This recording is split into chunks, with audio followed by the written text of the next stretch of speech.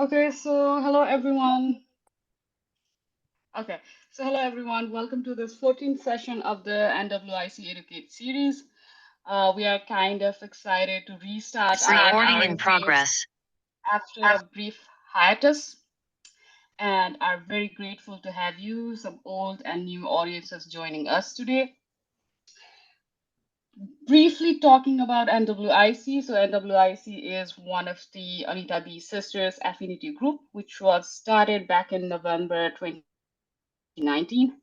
The aim of this group is to provide supportive and thriving environment for not only for women in tech, but everyone. So if anyone is interested to join us to play, please let us know. And and the Educate series is one of the events of NWiC, where we try to discuss beyond tech, learn and teach about different social issues that is around us in our everyday life. And here we bring speakers to share their stories, experiences, and insight. And today I'm glad to welcome Danny Beck to teach us about negotiation and compensation. Talking about Danny, so Danny is a neurodivergent and disabled software engineer, advocate for diversity, equity, and inclusion, and Web3 evangelist. Danny has spent 11 years working and learning in the nonprofit sector as an educator and community leader. His impact driven, social justice focused work was directed towards developing advocacy and leadership skills in teams and professionals.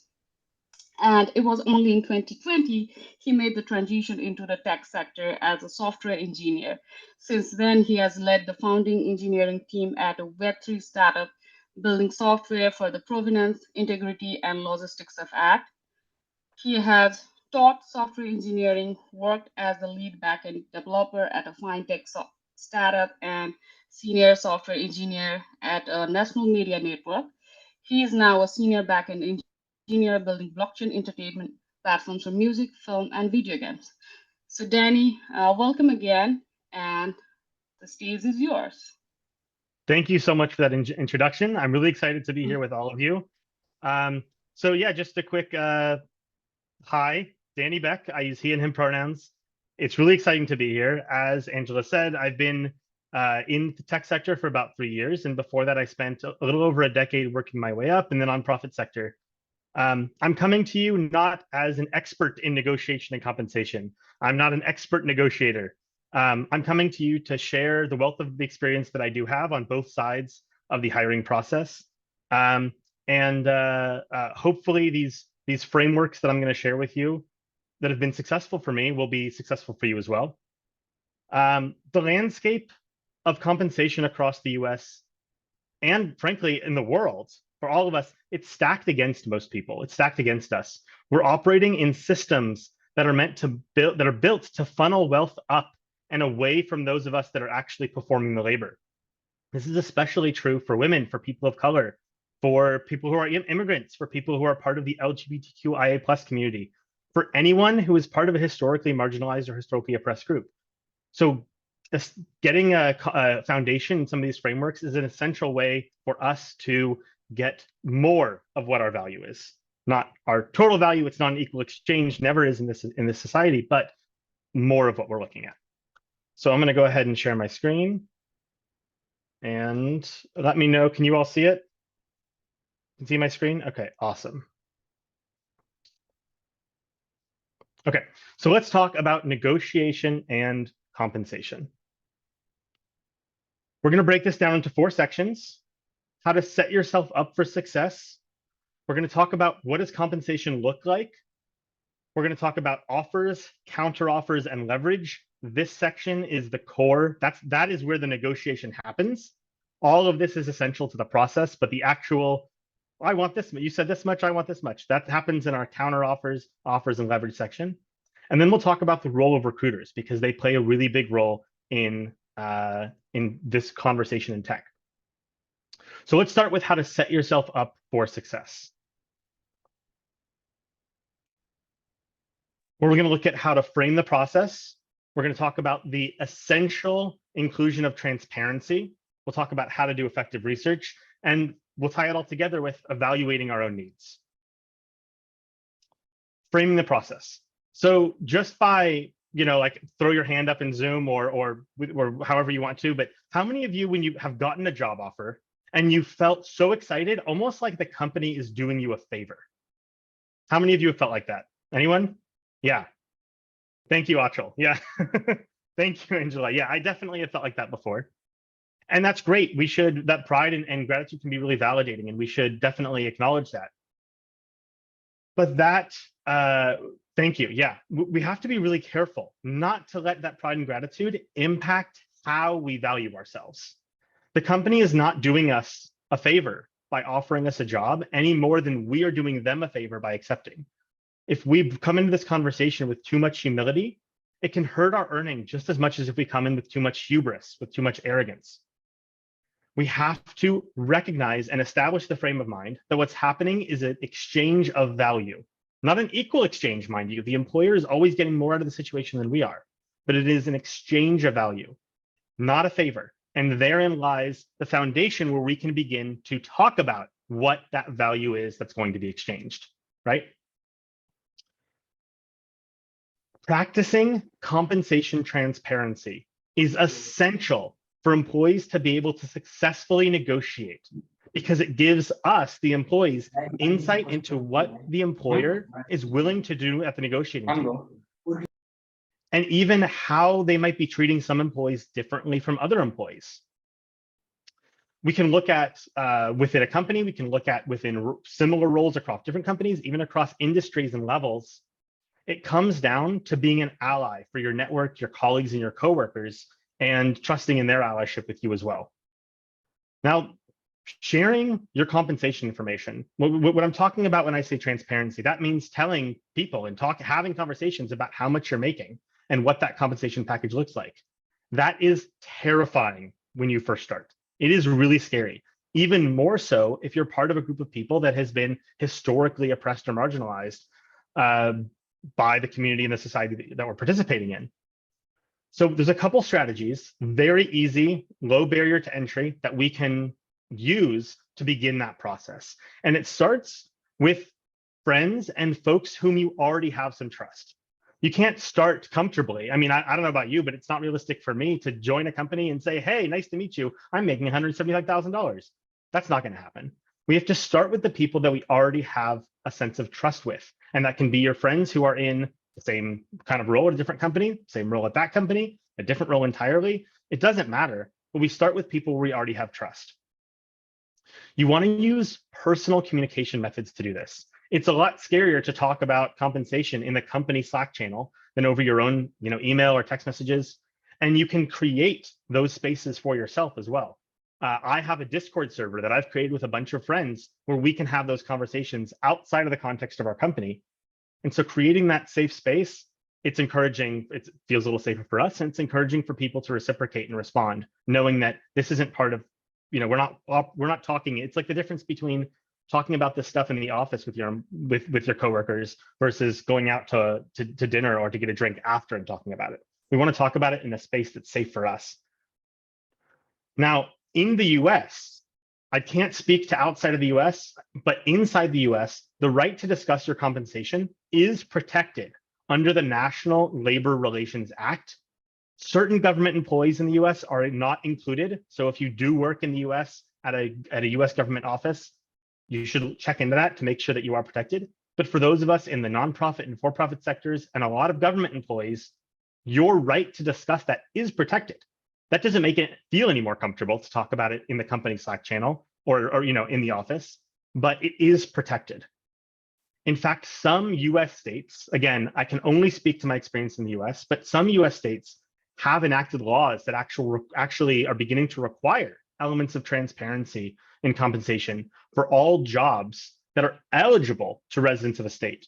For example, if you live in Washington, California, Nevada, Colorado, New York, Connecticut, Rhode Island, Maryland, to start, if you live in one of those states in the US, any job that you are eligible for, not that's based in that state, but if it's remote, if you are eligible for that job, that company is technically, according to those state laws, required to share the compensation information in the job posting. Now, that doesn't mean that what they're sharing is what they actually have for the budget, and we'll get to that, but they are required. And so what we're seeing is that the law is beginning to protect us talking about our compensation, which again is essential. This transparency is essential to this process, but they're also beginning to encourage or require companies to participate on their side. Another approach you can take is to create a forum for folks to contribute their information anonymously. Start a Google Doc, start a Google document and share it around to your community that we're operating with people with whom we have trust in a safe space outside of the work communication method. Share a document where people can anonymously add their compensation information, and we can crowdsource this. That way, if someone's not comfortable saying outright, oh, you're making 175, that's great, I'm making 185, let's talk about how to get you up there, they might be comfortable adding that information in the doc. This is really important because a lot of hiring, think about if you're talking about people at your company, now you know what people at your company are making, and if not in your sector, and if not in your network, people that you can talk to about their process. So this grassroots networking of sharing transparent information about your compensation is an essential starting place to empower ourselves at the negotiating table. The more you know about compensation at your employer, in your industry, and in your role, the more power you have at the negotiating table. So the more we share with each other, the more we are empowering and being allies to our community. The next step is research. It's great. We need that information from our community, but we also want to look at the broader picture and knowing that your community may not include, I'm a software engineer in the Web3 space. I work in crypto and blockchain right now. Before that, I came from from media. It's, what if my network is only people who are in biotech, right? That's helpful and great, and the practice is important. And there's a lot of comparison in those roles, and we can look at comparison, like experience level and these things, but it will only help me to have more information. Remember, information is power at the negotiating table. So there's two approaches we can take to our research. One is looking at compensation statistics. What are other people in this role, in this industry, in this field making? There's a couple of great online tools. Indeed.com has recently done a whole marketing push over salary transparency and jobs. They have a pretty decent salary estimator tool. Salary.com is another decent one. You can look, add specifics of anything from performance to your education when doing the estimations on salary.com. Glassdoor has another decent tool for that. My personal favorite is the built-in network, builtin.com. Especially for tech, they have a great tool because it looks at the whole compensation package.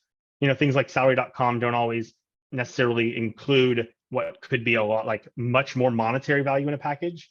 There's a lot of ways to get monetary compensation or non-monetary compensation in your compensation package. And Built-in does a really good job of looking at all that together. So we have compensation statistics. The other side we have is job postings. You can look at what other employers are offering for the role we're talking about. Now, here's the big caveat, the big disclaimer. We have to remember that when we're looking at job postings, these are pre-negotiation numbers. These are numbers that the employer has chosen to share for two reasons. It's at the intersection for them of where the lowest they think they can get away from and where they can attract talent, right? They're not looking at what the role is worth or what they expect someone to negotiate with them. They're looking at, okay, how can we make this appealing and also not set ourselves up to pay more than we want to, right? And what do they want to pay? As little as possible, right? Because we're in a system that funnels the wealth up. So it doesn't benefit them to pay us more. Okay. The last step of setting ourselves up for success, we've talked about the need, we've talked about the frame of mind to start the process. We've talked about the need for transparency within our network. We've talked about doing our research, and now we put it together. We need to consider the full package when thinking about our needs. Now, not just our wages. We do have to establish what's your realistic minimum, but when we're deciding what our realistic minimum is, meaning like the minimum amount, hourly or salary or however it's evaluated that we need to make or want to make, we also want to look at the rest of the package. Now, some of these benefits, which we'll get into in a little bit also in more detail, but some of these benefits have monetary value. Think about healthcare benefits, as in if you don't get it from your employer, you can go out and buy it. It has monetary value. 401k contributions, those are monetary value. A stipend for home office setup. You can buy all that stuff for your home office yourself. You can also get a stipend from work. Professional development budgets for conferences, for master's degrees, whatever it may be, for higher education. Flexible spending accounts, transportation cards, mental health and wellness stipends. All of these different things have cash value. And then there's some benefits that don't have monetary value. Paid time off, sick time, flexibility in your working hours. Stock, that's an interesting one. It depends where the company is as to whether or not it has monetary value. Publicly traded companies like, for those of my friends that work at Google, that's a big part of their compensation package. My company is not publicly traded. So when I get my stock option, it doesn't have monetary value yet. So we have to consider this, and here's why. Consider a situation where you're at a company and your current employer is paying 100% for the cost of your healthcare. You're interviewing for a new role, and that new role contributes to 80% of the cost of healthcare. Does that extra 20% need to be factored into your minimum because you're going to have to pay that now? Should your minimum now include 20% of the healthcare cost? If that, you have to think about that as a need when you're looking at the package. On the flip side, let's say this employer that your current employer matches 4% of your 401k. Your new employer is going to match 5% of your 401k. Okay. Does that mean you want to lower your minimum by 1% to make up that difference? Again, we have to look at the whole package and consider what we need. Where do we need that distribution? And what is our realistic minimum? It's important to decide on this honest and realistic minimum for ourselves, because we need to know what that is when we go into the stage of stating our expectations, which is in our next section. That is it for setting ourselves up for success. Before moving on to section 2, are there any, does anyone need clarification or need to see a slide again? Just go ahead and raise your hand if you need to move on, if you need to go back. Otherwise, we're going to move on. Okay, great. Moving on to the next, oh yeah, is that a hand? Nope, okay. Moving on to the next section, let's talk about compensation. What is your expectation versus what is your budget? There are a lot of common elements of a compensation package, and there's a lot. This is not an exhaustive list. There's a lot more, but I want to go over some of the most common ones that I've encountered or that I've heard of. We have the obvious wages, which can be negotiated, which can be determined as salary, hourly, and milestone, especially for those of us who operate on contracts. We can look at healthcare, dental, and vision benefits, flexible and health saving accounts, 401ks, stipends for everything from travel and transportation to wellness to home office to relocation, bonuses as annual and signing, PTO, sick time. We start to get into some less tangible benefits like flexible working hours. What that means, for example, as a benefit, to give you a point of comparison, my last job had set hours. We operate with flexibility, but there are still, these are the working hours. My current job has, as how the company is structured, flexible working hours, as in we work asynchronously. We have teams all over the world. And so there is no expectation that you are online working at certain hours of the day. You're at your meetings when you need to be, when you can be, if it's realistic, and you get your work done. But there is no expectation of these amount of hours per day or these hours of the day, right? Stock options and equity is another form of compensation. Parental leave. If you're in the Web3 space, the blockchain space, nodes and cryptocurrency are a form of compensation. Access to discounts if you're part of a partner group. These are just some of the common elements of the compensation package. Now, whether or not these are negotiable depends on the company. But generally speaking, the easiest thing to negotiate is cash compensation. Salary, signing bonus, annual bonus, stipends, etc. Why? Because a lot of the other elements of the compensation package are generalized across the employer and possibly across different levels. For example, a manager level employee might receive 5 weeks PTO, but a individual contributor level employee might receive 4 weeks PTO, and that might be standardized across the company. Or you might have 2 healthcare plan options, but the VP level and up, senior directors or senior management and up might have a 3rd premium option for healthcare. So there might be a difference across level, but it's generalized across the employer. So if you want to go and say, I actually need better healthcare, what that would realistically look like is that employer then has to go to like the agency that developed their that created their package, sourcing it from the actual providers. It's a whole thing. There isn't like the company isn't the decision-making process for disseminating that benefit doesn't have the level of flexibility that compensation does. How is compensation determined? Well, let's say you have the board sets a budget for each department. Okay, now you've got a big, massive budget for department. The VP is deciding how much of it's going to go into which area, disseminate down to managers at team level, who are then given a budget for their whole team, and then they're deciding. The point being, it's buckets, pools of cash, of money, of value, and subjective decision making. I, as the VP, might be thinking about it logically and analytically, but it's still subjective. I'm deciding how much I want to allocate in which place. So we can work with that because the subjectivity and the pool allows us to negotiate. You can't negotiate with something that is codified. It's harder to negotiate with something that's codified and consistent across the whole company, actually consistent. It also depends on the size of the company and how they're set up. Whether or not the employer is open to negotiating on something other than wages is a great question for a recruiter, which we'll talk about later in the presentation. Again, with the hands, if you can, how many of you have been asked this question? What are your salary expectations? I've been asked probably, 400 times this year, right?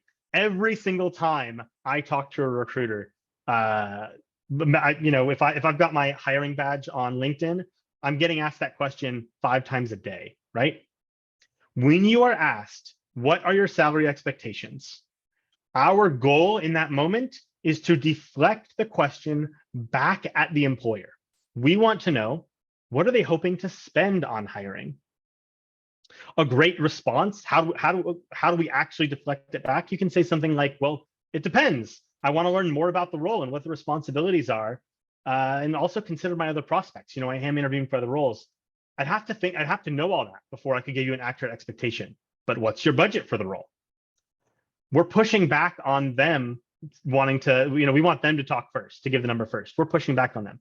They might push back on us again. They might push back again and say, well, I really need to get your budget first. And personally, I have said, I'm sorry, I'm not going to do that. I don't want to waste either of our time. So tell me the expectation or goodbye. And I've also said, okay, here's my expectation. It's your choice what you want to do at that point. And at that point, if you do want to proceed, whether they've given you their budget or not, we can fall back on the research we did and the transparent conversations we've had with our peers. And having already evaluated our needs, we can come in and we can state our expectation now. So regardless of whether we've heard the budget first or not, we can move forward to state, when we move forward to state our expectation, there's a method that we can use to do that. Why is it beneficial to know their budget first? Let me give you an example. Let's say that we have evaluated our needs to be between $130,000 and $150,000. And the employer has internally decided the budget for the role is $150,000 to $170,000. Well, when we're asked, what's your expectation? We say, oh, between $130,000 and $150,000. They're going to hear, oh, great. So your dream goal, your top, your reach, the high top of your range is the bottom of ours. Perfect. We can get you for as little as we want, and you're going to be super happy about it, right? But if we hear, oh, we're looking to pay between 150 and 170, yeah, that was the number I said, 150 to 170, then we can adjust our minimum accordingly. We can say, oh, great, that aligns exactly with what I was looking for. Or we can say, my range is 155 to 175, but yeah, let's talk, right? So what does it actually look like to state our expectations? It's all well and good to talk about it, but how do we actually tell them what we want to make? Stating our expectations is about framing and phrasing, literally how we say it. Are we stating our number as a minimum, as a range, or as a target? What we don't want to do is box ourselves into a situation that doesn't give us room to negotiate. So depending on our situation, we might want to say this is a minimum, so it's got to be above that, and leave some room for flexibility there as to the reason. We might want to state a range because we're really interested in that role and give flexibility on both sides, but state some criteria first. Like, hey, just so you know, this is my range, but this is what I'm looking for to determine where in the range. Or we might want to say, we know what we want, we know what we need, and we don't want to be flexible, and we don't need flexibility from them any more than they need from us. So we're going to state it as a target. All of these are valid approaches. We want to create the expectation in this conversation of flexibility where we want flexibility. And we want to establish inflexibility where our wants and needs are firm. If we will not go below 110 because we've calculated everything from the cost of healthcare and our like we're moving into we want to move into a new apartment in 6 months, and so we know what that is roughly going to cost, and we have our student loans starting, and we're providing for another person in our family, like we know we can't go below 110. Okay, great. We should not give the impression that we can go below 110. We need to create that as a firm minimum or the bottom of our range or an inflexible target, right? So how we frame that, how we state that is essential for setting ourselves up for success later in the process when we actually get to negotiating. Consider the following examples. I can say to an employer, when I'm stating my expectations, they've given me their budget. I can say, I'm looking for my next role to pay at least 150,000. Anything less isn't really a step up from where I am now. I can say, I'm looking for 130 to 170. It depends on the expectations and responsibilities of the role. It also depends on the rest of your benefit package. I need to look at the whole picture. And frankly, I'm interviewing for a lot of roles, so it depends on my other offers. And you might say, I'm targeting 150,000 for my next role. I have a small amount of flexibility, but that's my firm target. Notice how example 1 and example 3, they both state the same number. They both state 150,000. But example 3 puts us in a position where we can't really ask for more, but if they offer any less, they're already expecting, we've already created the expectation that we're going to counter for 150 and not accept lower.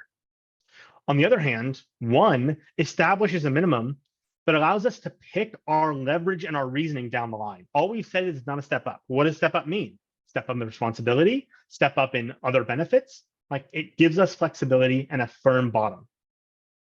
While option 2 gives everyone a lot of flexibility and sets us up to counter based on what we've stated, the specifics of the role, expectations and responsibilities, the rest of the benefits package, and our other comparative offers.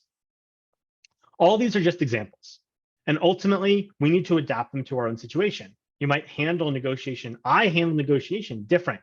I'm not going to use the same exact phrasing for every job. It depends how much I want it and what their budget is, and if I know their budget ahead of time, or if they push back on my pushback, right? My favorite approach is kind of to combine these ideas. I like to say something, state my range, and I like to state my range with the bottom of my range being about 10% higher than my current compensation. And I like to give the disclaimer that my expectation is dependent upon the job responsibilities, but more so the rest of the package and my other offers. I like this approach because it sets me up to use other offers and to use other interviews and even my current role's compensation package as leverage. And every time I get a new job, I can expect that even if I'm at my bottom, I'm getting 10% more. Now, keep in mind, I have taken offers that are the same exact range of compensation, but distributed differently in a way that I prefer, or with an employer I preferred. 6 weeks ago, I took a new job where my salary went down $6,000 and my 401k matching disappeared altogether. But I got way better healthcare. I got way better paid time off and flexibility. I got Web3 incentives, which are really important to me as a Web3 evangelist. So it depends what it's different for every situation. I've also taken offers that were 35% higher than what I previously made. So keep in mind that we have to look at this situationally. You also have to keep in mind that if your research and your transparent conversations with your peers showed you that you're actually making 40% below the market, then 10% higher isn't going to help you, right? A little bit, but not nearly enough. So again, This starts from a place of doing our research, talking to our peers, and being realistic about our needs. That's it for compensation. So before moving on to the next section, does anyone need to see a slide again or need clarification on anything from the compensation section?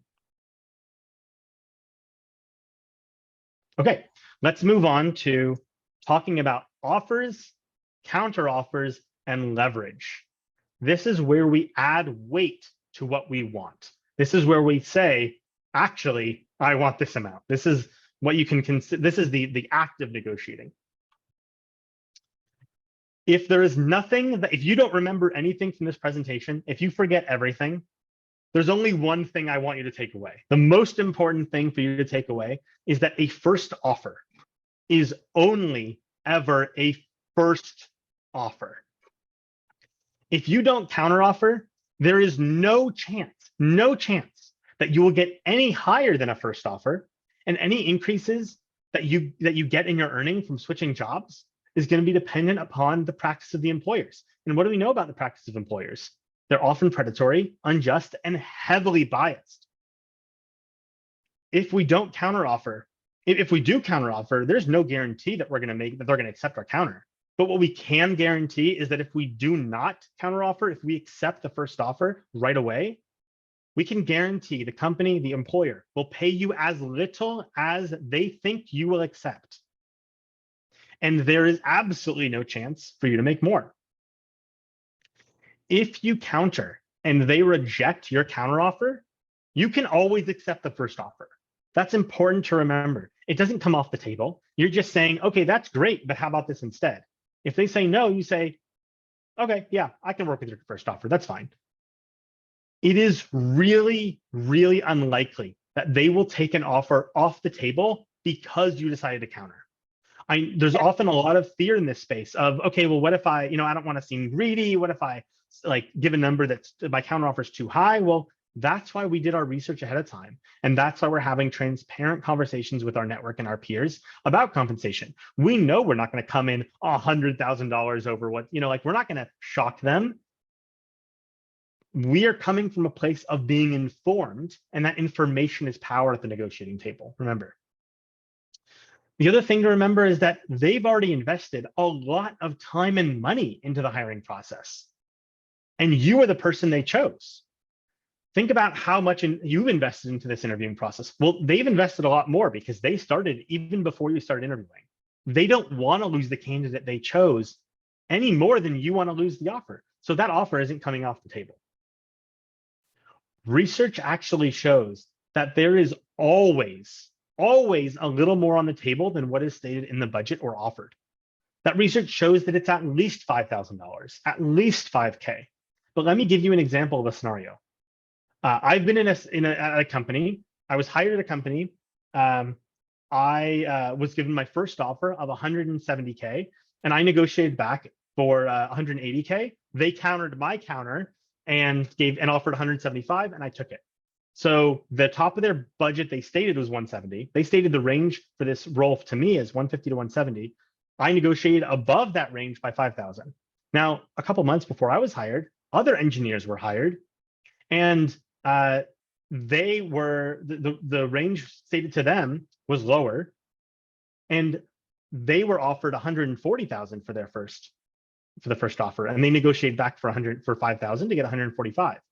So there was at least 5K on the table for me. We know there was at least 35K on the table for them. There is always more on the table. Okay. Let's talk about leverage, adding weight behind your words. Remember when we talked about responding to questions of your salary expectations with, well, it depends on the requirements of the role and the rest of the benefits package, my other offers. That setup, this is where that setup becomes useful. We stated the expectation. We told them we're going to be weighing our options. So now we can use that comparison to our advantage. Throughout the process of interviewing, we want to continue to share transparently with them what we're experiencing. You might say something like, let's imagine you just had your third interview. It's the end of your third interview. And there's, they say, is there anything else you want to ask me or share with us? You might say, well, just so you know, in the interest of full transparency, I already had a third round interview at a different employer yesterday, and I have a final interview scheduled for next week. Just so you know, you might tell them that you've already received an offer, or that you expect to receive offers the next week. This ongoing transparency throughout the process, reminding them and it reminds them and reinforces the conditions you gave earlier when you stated your expectations. And that reinforcing of those expectations and conditions, that adds weight to our leverage. Those conditions are leverage, and so that adds it reminds them of what we're going to be negotiating on, and it reminds them that we haven't forgotten, right? We are like, those weren't just words I threw at you. Like, no, there's actually things that are happening that I'm comparing your role against. You want to be tactful about what you share. Obviously, we don't want to share information that makes us seem less competitive. We don't want to tell them that we didn't move forward with an employer we expected to, or we got an offer, but it was lower than we expected. We want to share tactfully what information will help reinforce to them that we are a desirable candidate. There's a reason they're interviewing us. And that will reinforce the expectations we stated earlier.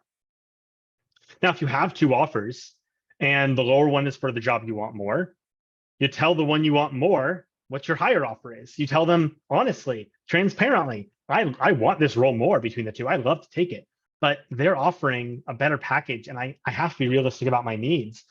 Can you match them or can you beat them? Because if so, I will tell them no right away and I'd love to join your team. You can also use just one part of an offer to justify asking for more. You don't have to do a full comparison. And same goes for your current role. You can say, well, offer is great, but my current job has 5 more days of paid time off and 1% higher 401k matching than the offer you're giving me. But if you can go up 5% on the salary, then I wouldn't mind losing those benefits. But otherwise, I don't know if I can justify leaving those benefits behind. Regardless of what your salary is at your current role, you can use other elements of your compensation package individually to help justify to help give you leverage at the negotiating table. Now, this leverage, this weight we're putting behind our words, it can work against you. We have to be really careful. You never, ever, for any reason, ever want to leverage an outside offer into trying to get more money at our current employer. Never. Because if you tell your current employer that you have been interviewing, let alone that you've received offers, you are signaling to them that you're on your way out. So they're going to treat you as if you are halfway out the door already. And that means they might consider that when they're thinking about promotions or professional development, or they might start looking to replace you because you've said, hey, I'm halfway out the door. So they're going to treat you like you're halfway out the door. Research actually shows that after trying to leverage an outside offer for more money at a current employer, the average employee only lasts another 6 months. Either way. Now, if your current employer does try and get you to stay by offering you more money, that's also a huge red flag because they are acknowledging that they were knowingly underpaying you. How else could they be treating you unfairly, right? You can ask yourself, if that's how much my time is worth to this employer, why are they waiting until now to offer that? And do I really want to work at a company that's underpaying me? They might be treating you unfairly in other ways as well. We have to think about that. It's a big red flag. A good counter offer builds on our established expectations and uses the leverage that we've been reinforcing throughout the interview process to set and has been set up by us, the candidate, in earlier communications. So let's look at some examples. Let's imagine that you stated, let's think back to our examples. The minimum example was, I'm looking to make, my minimum is 150,000, but it really depends on the role. Anything less is not a step up from where I am right now. So they might come and offer you 150,000. So we would counter by saying something like, I would love to say yes, but this role offers more responsibility than my current role, and the difference in compensation doesn't reflect that. The salary you offered is at my minimum, but so I would be able to accept higher. If you can go a little bit higher, can we do 10% more? Can you do 165,000? We're building off of that. We established we had a minimum, and we left it open-ended as to how we were going to be justifying the minimum how we just justifying any increases, but saying anything less than that isn't worth, the making the move from my current role. So when they give that offer, we can say, okay, I mean, there's more, you're asking for more responsibility, but still you're at my minimum. I can't justify moving unless salary goes up. We can also think about the example of the range we gave, where we said, I'm looking to make between 130 and 170,000, but it really depends on the benefits, the responsibilities of the role, and frankly my other offers, because I am interviewing for other companies. Let's say they offer you 150. Now we can say, well, as excited as I am for this role, it does offer less benefits than my current role. And in the interest of full transparency, I expect to be receiving to be at the offer stage with at least one more employer by the end of the week. So if you can reach the top of my range, I would love to accept your offer right now, and I will happily withdraw from the other processes. Can you meet me at 170? We are paying attention to the difference in responsibility and benefits in addition to compensation, because that is the leverage we set ourselves up with in these examples. We're thinking about how we phrased our expectation. Did we phrase it as a minimum, like example 1, or range, like example 2? Did we frame it as a target? And we're comparing the packages of our current role or other roles to the role that we're discussing, that we're negotiating on. We need incentive if we're going to leave our current employer. It has to be worthwhile for us.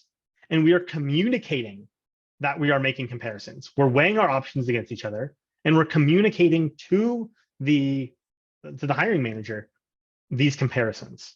That is where we use our leverage. That is it for offers, counteroffers, and leverage. Before moving on to the next section, does anyone need to see a slide again or need clarification on anything from offers, counteroffers, and leverage? Just go ahead and throw your hand up if you do.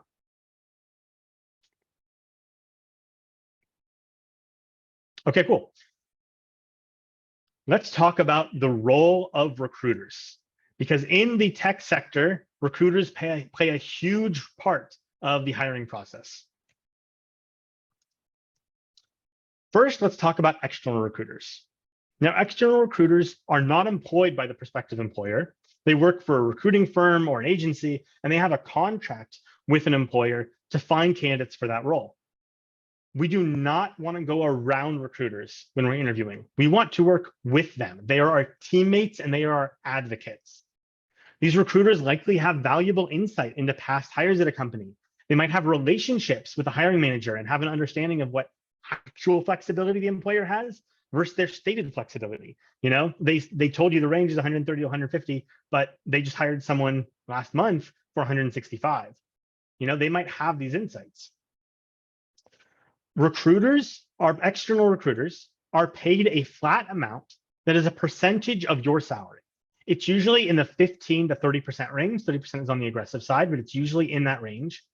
So it's in their best interest for you to get hired with as high a salary as possible. The better you do, the better the external recruiters do.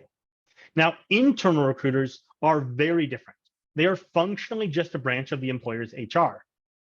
Internal recruiters are usually considering several candidates at once for the role, while external recruiters are working with one candidate for one role for one contract. Usually, they have several different roles on the table, and that can be several different roles at one employer across multiple employers. So if in the expectation versus budget stage, you don't align, that's okay. You've been transparent with your peers, so you know what you have information from your crowdsourced network. You have done your research, so you know what's expected and realistic, and you know what your need is, your minimum. So if you state that honestly to the recruiter and they're like, this role is too low, okay, great. They may have something else on the table, right? And you certainly don't want to waste your time going farther if that's not the case. Let alone, like I said, they may have other roles for you. And if you go through the interview process and it doesn't work out, again, they may have other roles for you. That relationship is important. And that's a distinction between internal and external recruiters. External recruiters don't get compensated by your stock, your signing bonuses. Other parts of compensation package other than your wages are they don't affect the recruiter's bottom line. Again, they want you to be hired, and get as high a salary as quickly as possible, right? They want you to get hired and get as high a salary because that means that they get their 15 to 30% on top. Doesn't mean that comes out of your salary. For those of you that don't know, it means, let's say if you get hired for $100,000 and their contract is for 20%, then the employer is paying them $20,000 right out of pocket and then paying you a $100,000 salary over the course of the year. Now, every recruiter is a unique and individual person, and it's dangerous to generalize about the behaviors of any group of people. What's important for us to understand is the mechanisms and systems that they need to work with to earn their living. So with this in mind, why would a recruiter want to know your salary expectation, an external recruiter, want to know your salary expectation before giving you the budget for the role? Does anyone have a guess? Does anyone want to take a guess? Why would a recruiter want to know what your expectations are before giving you the budget? Anyone want to take a shot? So that they can give like a salary lower than your, I mean, they wanted to save as much as they can, so. Yeah, exactly. Because if they happen to know, let's say that, and it's not malicious. Let's say that they ask you, they don't know what the budget is yet, but they ask you your expectations and you say, I'm looking to make between 130, 150. They go to the employer and say, I have this great candidate. They're looking to make between 130, 150. Or the employer says, that's awesome because our budget is 150 to 170. Well, now the employer is the recruiter is your hero. You told them what your top of your range is, and they're gonna put you in for that top. Like, that's great. They're doing you a real solid. They're really, your advocate there. And the company is like, okay, great. We get to save $20,000 on the candidate. Perfect. But what that means is you're losing out on $20,000 that was on the table that you didn't know about. Now, on the flip side, so thank you, Anjela. You're exactly right. On the flip side, why might a recruiter want to tell you the budget before asking you anything or speaking to you at all? I get tons of messages at the top of the LinkedIn message. It says 150 to 170, 180 to 200, like senior engineer, like 210 to 230, whatever it is. They say that before even talking to you. Any guesses why they might want to tell you the budget before even talking to you at all or ask you anything? What's in the best, if the recruiter only gets paid when you get hired and paid, what's their incentive to tell you the budget before even talking? They don't want to waste time, right? They own, like, if they spend weeks working with you on a hiring process only to find out that this role is too low, you're never going to accept it, they're not getting paid for that time, right? So it's important to remember the mechanisms that these recruiters are operating with to understand why we want to push back to get our expectations, to get the budget before our expectations. And to get that clear, transparent, to establish those expectations in the beginning and set ourselves up to use leverage in the beginning too, so that we don't end up wasting our time, wasting someone else's time, and we don't end up losing out on $20,000, $30,000 that is on the table that we don't know about. Negotiating is just a strategic approach to advocating for yourself. In the system that we're operating in is trying to get as much value out of us as possible and retain as much by paying us as little as it can. So we have to advocate for ourselves and for each other and empower ourselves at the table with information in order to get more of what our value's worth is, because it's never an equal exchange, but to get more of what our value is. After this presentation, I know that we're going to share share the Google Doc with everyone so you can access these links. I have a resource for you on pay transparency laws in the United States, as well as this document here is actually it's a Google Doc that I started recently with some people in my network to anonymously crowdsource your salaries. I would love for you all to use that. If you feel comfortable, add to it. Share it. If you're not comfortable, don't add to it. That's fine. But use it to help you. Use it, share it, or add to it, whatever you're comfortable with. I would love for you to contact me on LinkedIn and talk about this or anything else in the tech sector. You can email me. And if you are not comfortable or not able to set up your own community to have these networks, to create these networks and conversations about transparency, or if you can and you still want to participate in mine, message me on Discord, and I'd love to bring you into my Tech Talk server where we have these kind of conversations sometimes. Let my resources be your resources. Let us share our resources, be transparent, and empower each other to advocate strategically. Thank you. I'll open it up to some questions and let's talk about this. Okay. Yeah. Thank you, Danny, for giving this wonderful talk. I learned a lot, and I was also echoing some of the things that you mentioned. And before going to the Q&A session, I'd encourage people in this session to turn on their video so that we can see your faces and do a brief screenshot. But I would encourage, if anyone is comfortable, do turn on your video. And Danny, yeah, so especially regarding the salary expectation. So when I changed my sector from academia to industry, whatever they were offering was great. I was super happy. I was like so grateful to the company that they were offering me this and that. But yeah, I did had like talk with my friends who were already in the pharma industry and asked them how to like negotiate, and they did. One of my friend did say, ask them their salary expectation, what was their budget? And that is how I deflected the question and asked them to, I'm looking for the highest range of your budget, and that's what I got. Otherwise, my expectation was way, way lower. And I did some negotiation, and they did increase some of the benefits that I didn't ask for, because they, I think, felt like I was negotiating and I was looking for more, that kind of help on my side, and got more than what I actually asked for. Yeah, again, so the first offer is just an offer, and you should be negotiating to get more. Absolutely. Thank you for sharing. Yeah. Yeah. And Yeah. so some, like to your point, sometimes when you negotiate, they're like, okay, wait, this person is like they're clearly, they know what's up. They're negotiating. Mhm. Let's give them like we gave them our first lowball offer. Let's give them a Mhm. realistic offer.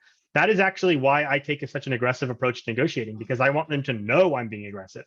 I want them Yeah. to know that conversation, like I'm not gonna be misled, right? And sometimes just by having that conversation, they're like, oh, by the way, there's actually 20,000 shares of equity too.